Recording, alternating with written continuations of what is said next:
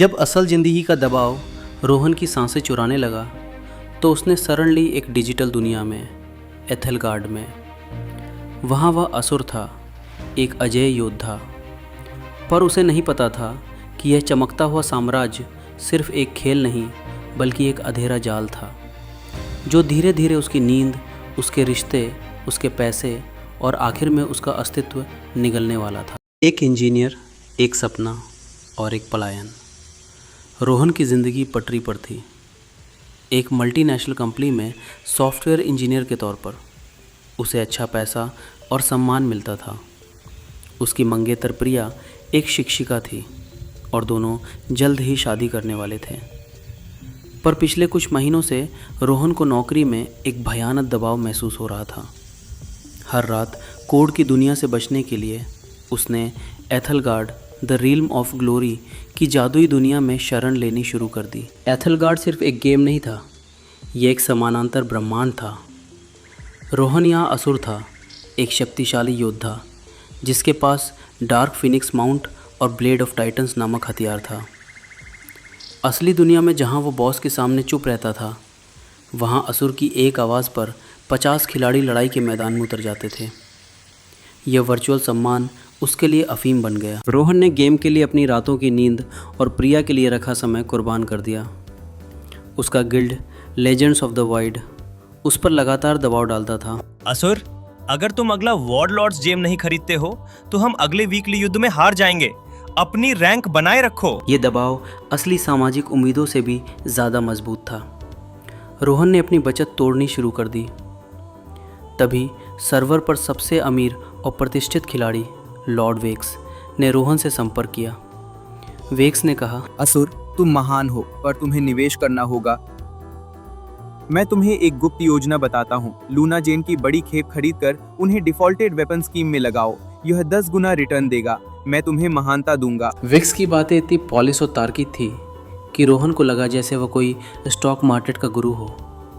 उसे लगा कि वह निवेश कर रहा है, जुआ नहीं खेल रहा। रोहन का पहला बड़ा कदम तब आया जब माँ की पुरानी बीमारी का पता चला। इलाज के लिए जमा की गई रकम उसने बैंक से निकाली। प्रिया ने पूछा, ये पैसा कहाँ जा रहा है? रोहन ने गुस्से में जवाब दिया, मैं इसे दुगना कर रहा हूँ। ये एक बिजनेस मूव है। एक बार टूर्नामेंट जीतने दो, फिर हम माँ का इलाज दुनिया के सबसे अच्छे अस्पताल में करवाएंगे। उसने वो पैसा एक अल्ट्रा दुर्लभ शैडो वेपन क्राफ्ट में लगा दिया जो वैक्स ने सुझाया था। उसने टूर्नामेंट जीत लिया। वर्चुअल दुनिया में जश्न मना। स्क्रीन पर एथेलगार्ड किंग का ताज चमका और रोहन ने खुद को सही साबित माना। इस छोटी सी जीत ने उसके भ्रम को और मजबूत कर दिया। लेकिन ये जीत महंगी पड़ी। जब साहूकारों से कर्ज लेने के बाद भी गेम में पैसा कम पड़ने लगा तो उसने प्रिया के लिए खरीदे शादी के गहने बेच दिए। जब प्रिया को ये पता चला तो वो रोहन के अंधेरे बंद कमरे में आई। रोहन, क्या तुम जानते हो कि तुम कहाँ हो? प्रिया ने ठंडी आवाज़ में पूछा। मैं अपनी किस्मत बना रहा हूँ। नहीं। प्रिया ने गहनों की खाली डिबिया दिखाते हुए कहा, तुमने अपनी सारी हकीकत बेच दी है। तुमने मेरी, माँ की और अपनी जिंदगी की कीमत एक चमकती हुई स्क्रीन को दे दी है।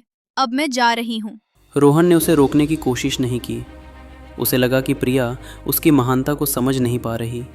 प्रिया चली गई और रोहन की माँ भी निराशा में गुमसुम हो गई। प्रिया के जाने के बाद रोहन की नौकरी भी चली गई। उसका संसार सिमटकर उस गंदे कमरे और पीसी तक रह गया। साहूकारों की धमकियाँ अब फ़ोन पर नहीं बल्कि दरवाजे पर बजने लगी। उन्हें पता था कि रोहन के पास बेचने के लिए कुछ नहीं बचा है सिवाय उस गेम के। एक साहूकार का संदेश था, कर्ज अगले हफ्ते तक पैसे नहीं आए तो तुम्हारी माँ को पता चलेगा कि तुम किस दलदल में हो। कर्ज का यह मनोवैज्ञानिक बोझ इतना भारी था कि रोहन को लगा गेम में और पैसे लगाकर अपने कैरेक्टर को इतना ऊंचा कर दे कि उसे मोटी कीमत पर बेचकर वह एक ही झटके में सब कुछ चुका देगा। यह उसका आखिरी दांव था। उसने अपना सारा ध्यान असुर पर लगा दिया, यह जानते हुए भी कि वह कंगाल हो चुका था। एक तूफानी रात को जब रोहन असुर के साथ एक महाकाव्य युद्ध जीत रहा था, अचानक स्क्रीन पर गेम का लोगो चमक उठा। एक पॉपअप संदेश आया, एथलगार्ड द रील्म ऑफ ग्लोरी के सर्वर स्थायी रूप से बंद किए जा रहे हैं। सभी इन गेम एसेट्स और डेटा नष्ट हो चुके हैं। हमें हुई असुविधा के लिए खेद है। रोहन का दिल धस गया। वह चिल्लाया, नहीं, मेरा ब्लेड, मेरा लूना जेम, मेरी रैंक। उसने पागलों की तरह कीबोर्ड मारा, लेकिन स्क्रीन पर केवल एक ब्लैक होल था। वह ज़मीन पर गिर पड़ा। अब वह कंगाल ही नहीं, अस्तित्वहीन हो चुका था। उसकी सारी मेहनत, सारे रिश्ते, सारा पैसा, सब एक डिजिटल झूठ था। उसी समय अचानक एक छिपी हुई लॉग फाइल उसके पीसी पर खुली। यह लॉर्ड वेक्स की चैटिंग हिस्ट्री थी, लेकिन यह रोहन के नाम नहीं, बल्कि एक कॉरपोरेट डेवलपर के नाम थी। लॉग से पता चला वेक्स कोई खिलाड़ी नहीं था, वह एक प्री शटडाउन मोनेटाइजेशन बॉट था।